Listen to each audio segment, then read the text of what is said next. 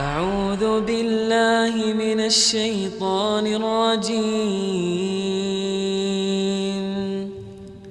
بسم الله الرحمن الرحيم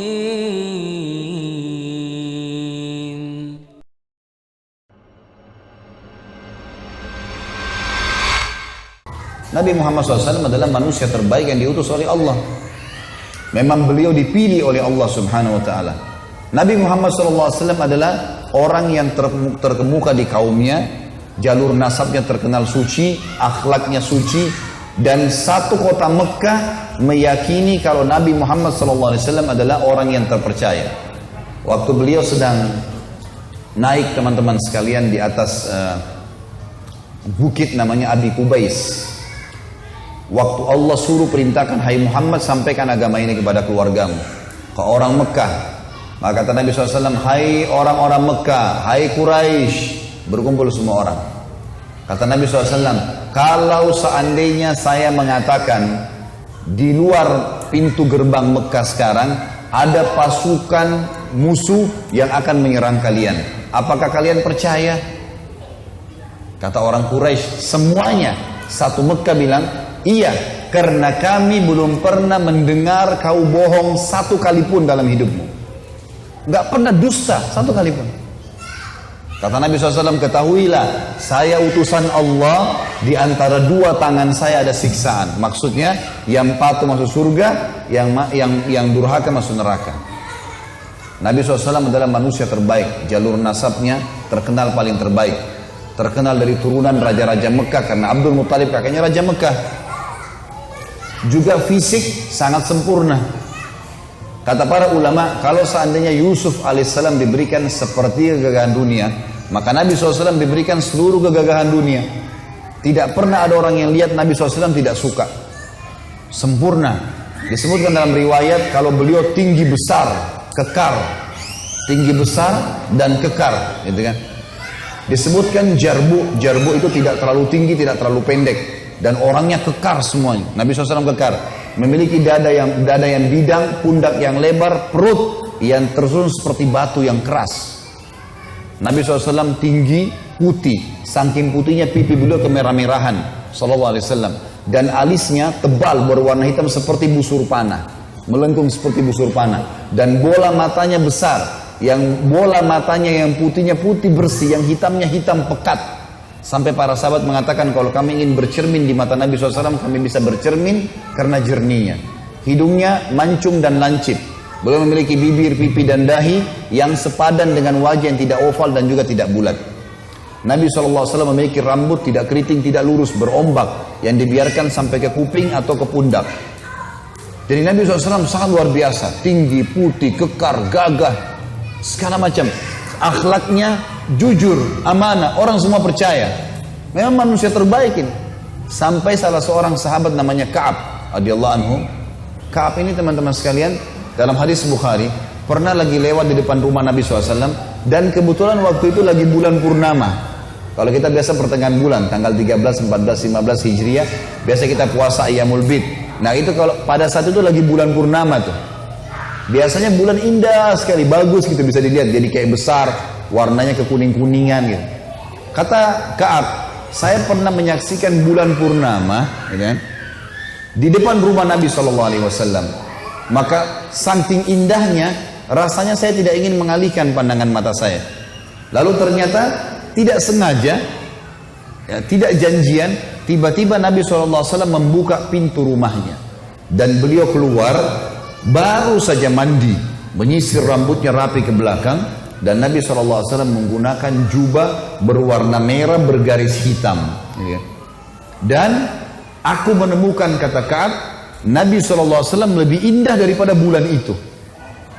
Sempurna luar biasa secara fisik, secara akhlak sempurna, jalur nasabnya sempurna. Ada orang subhanallah mengidolakan seorang artis, mungkin sudah meninggal dari tahun 60-an pun, dipasang posternya, diikuti cara ngomongnya, diikuti cara langkahnya, mungkin sisiran rambutnya. Kita orang Islam punya idola satu orang saja, Nabi Muhammad SAW. Orang yang dipilih oleh Allah menjadi manusia terbaik. Ini orang bukan main-main. Allah yang memujinya. Allah mengatakan dalam Al-Quran, memastikan kalau memang dia adalah utusannya. Dalam surah Fatih ayat 40, surah nomor 48 ayat 29. A'udzubillahi minasyaitonirrajim. Muhammadur Rasulullah. Muhammad ini benar-benar utusan Allah. Pernah ada satu orang Bapak Ibu sekalian namanya Rukana. Rukana ini pegulat di Mekah ya. Jadi dia bukan dari Mekah, tapi ini masa fase Mekah dulu. Ada satu orang di Jazirah Arab namanya Rukana. Orangnya kekar, tinggi besar. Dia profesinya selalu gulat. Jadi dia datang ke satu suku ini ditantang sama dia. Siapa yang mau gulat sama saya? Kalau kalah, saya siap menjadi pembantunya selama setahun, gitu-gitulah.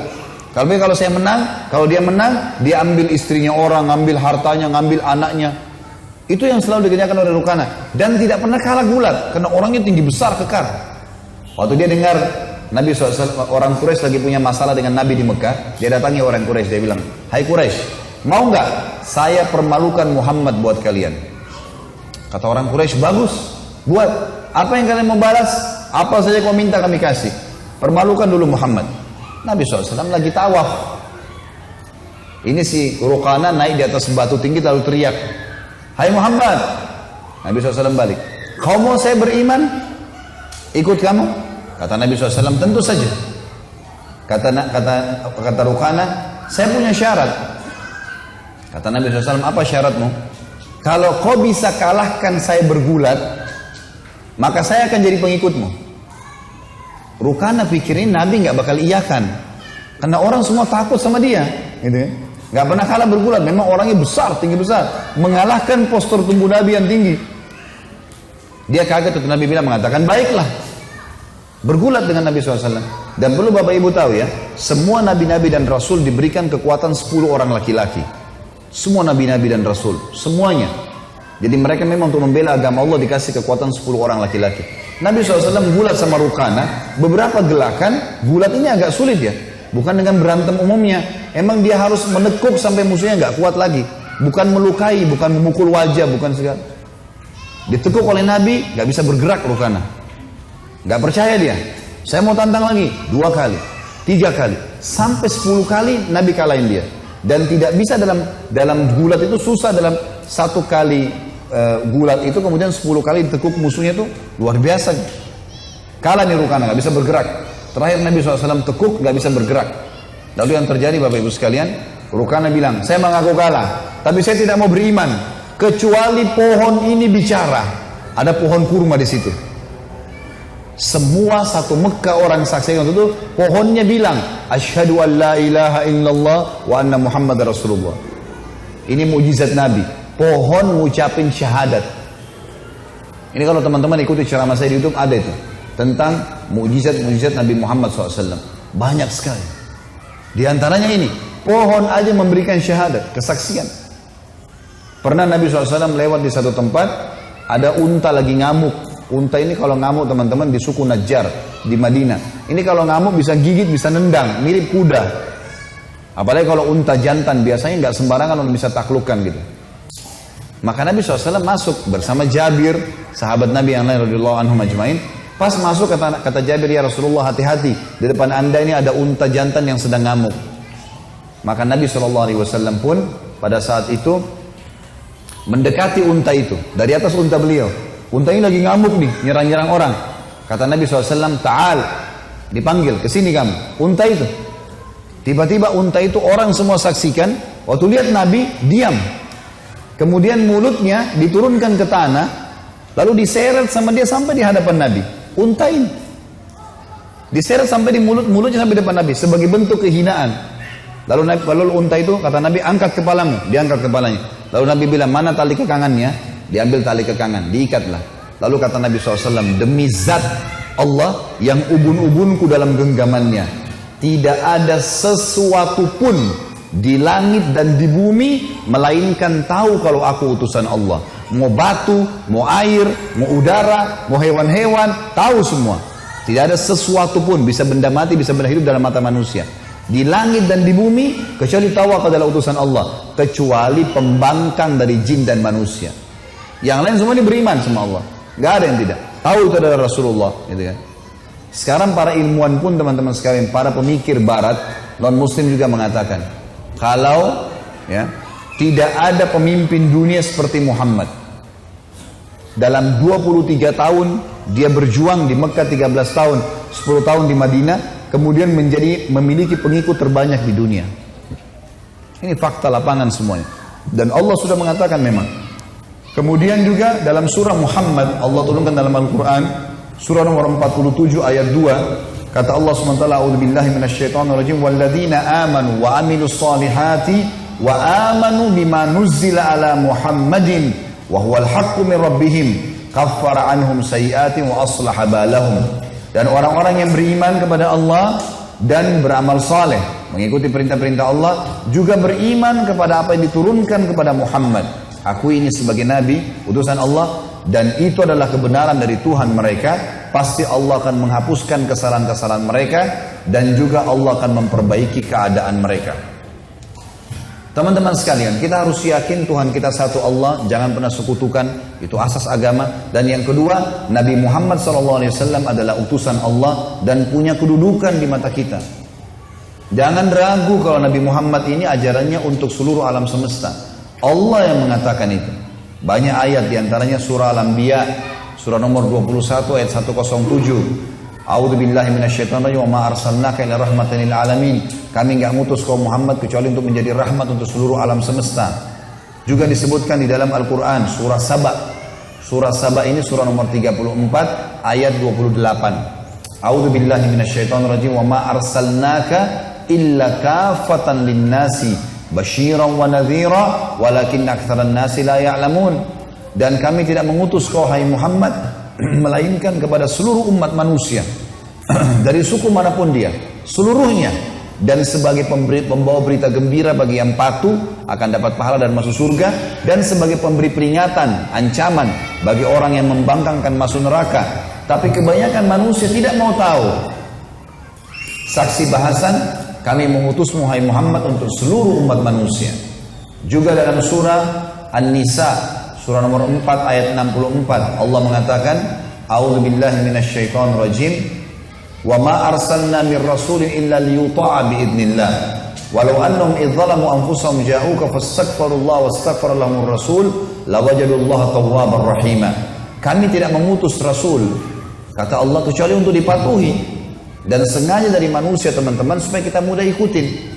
Kalau rasul dari malaikat, pernah orang-orang Mekah bilang begini, hai Muhammad, kenapa kau yang diutus? Kenapa bukan Allah turunkan malaikat saja jadi rasul? Allah jawab, kalau seandainya di muka bumi malaikat, kami akan utus juga malaikat. Tapi karena kalian manusia dari manusia, gitu kan? Karena kalau manusia sama dengan kita, Nabi Muhammad SAW sama dengan kita, lahir dari rahim seorang ibu, juga bayi, anak-anak, remaja, menikah, kemudian ada yang meninggal anak-anaknya, meninggal istrinya, suka duka dilaluin, peperangan dan seterusnya, kemudian sampai meninggal. Mudah kita ikutin hidupnya, gitu kan? Bukan dari golongan yang lain. Lalu kata Allah, sesungguhnya jikalau mereka, para sahabat-sahabatmu hai Muhammad, menganiaya diri mereka, datang kepadamu, lalu memohon ampun kepada Allah, dan Rasulnya memohon ampun kepada Allah, niscaya tentu Allah akan menerima taubat, karena Allah itu maha penerima taubat dan maha penyayang. Kita disuruh teman-teman memperjuangkan agama Allah, agama Rasulullah SAW, mengakui kebenaran dalam surah Al-Imran urutan 3132. Wa atiullaha war rasula la'allakum turhamun. Taatilah Allah, taatilah Rasul, apa yang halal-halal, yang haram-haram di mata Allah dan Rasulnya, agar kalian mendapatkan rahmat. Dan ini banyak sekali teman-teman sekalian, banyak sekali ayat-ayat yang berbicara seperti ini, tapi saya tidak bahas lagi tentunya. Kita sekarang teman-teman sekalian sudah tahu dua pondasi agama kita. Pondasi yang pertama adalah tauhid. Pondasi kedua meyakini risalah Nabi Muhammad SAW, dan tidak ada keraguan dalam masalah ini. Sehingga kita mendakwakannya kepada orang lain, dan jangan pernah ragu menyampaikan agama ini. Sampaikan apa adanya. Masalah dia terima tidak terima itu urusan Allah. Kita sekali lagi manusia cuman milih ikhtiar. Milih makanan, kunyah, ya. Milih tempat tinggal, tidur. Selebihnya urusan Allah, gitu kan? Sama, sampaikan agama ini kepada orang non-muslim, sampaikan saja. Terima nggak terima bukan urusan kita itu. Dan yang paling baik caranya kepada mereka tanya, bagaimana pendapat anda tentang Islam? Itu saja yang ditanyain dulu. Biarin dia sampaikan pendapatnya tentang Islam, buruk atau baik biarin dia cerita. Saya tidak suruh bapak ibu di sini menjadi Ahmad Didat atau Dr. Zaki Naik menghafal kitab-kitab mereka. Enggak. Cukup bapak ibu tanya tentang Islam, pendapat dia apa, lalu kita jelaskan Islam yang kita tahu. Cukup itu saja. Selebihnya serahkan kepada Allah. Orang masuk Islam bapak ibu sekalian syahadatnya, syahadat karena dengar azan, syahadat karena lihat orang Islam pakai baju muslim, syahadat karena dengar ayat Al-Quran. Sesuatu yang mungkin kalau kita tiap hari kita dengar nggak ada hubungannya. Pernah ada seorang ibu syahadat, kemudian saya tanya, Bu, kenapa ibu syahadat? Apa sebab ibu masuk Islam? Saya waktu Ramadan Ustaz, setiap kali dengar azan di masjid karena rumah orang tua saya dekat masjid non muslim, lalu saya merinding, selalu merinding. Saya nggak tahu kenapa.